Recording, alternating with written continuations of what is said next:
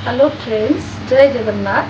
मु शुभश्री आपण मानक स्वागत करुछि मोर कुकिंग चैनल शुभश्री किचन को। चलतु देरी न करी आरंभ करबा आज रेसिपी।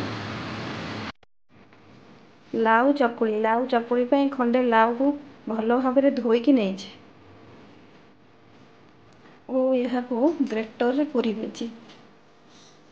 एथिरे किछि सुजी आपण चाहिए चावल गुंड करते, कटा पियाज, कटा धनिया पत्र, कटा कंचा लंका, पूरा गाजर किछि, कैप्सिकम टिके, जीरा, अदा पेस्ट टिके, आवश्यक अनुसार लुण,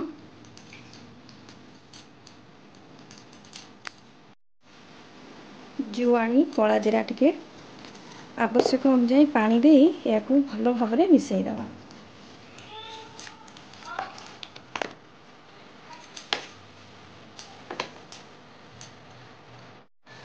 एथिरे किछि गोलमरिच गुंड और 2 चमच चाउल गुंड को दे 10 मिनिट फुलवा छाड़ीदेवा।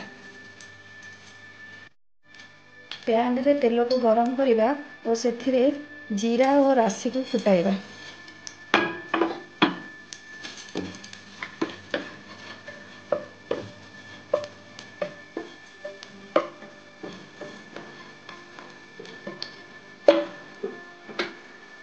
एबे एथिरे बैटर को देबा।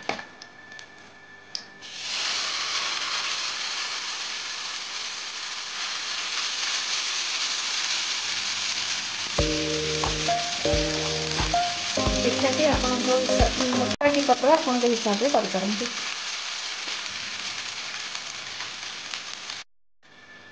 गोटे पट हो आसले आर पट को उल्टाई देबा। यदि पिठाटी मोटा करुछंदी ताले घोड़ाई की करिवे। एहाकू सॉस सहित खाई परिवे। पिला माननकू सकाळर ब्रेकफास्ट मध्य देई परिवे।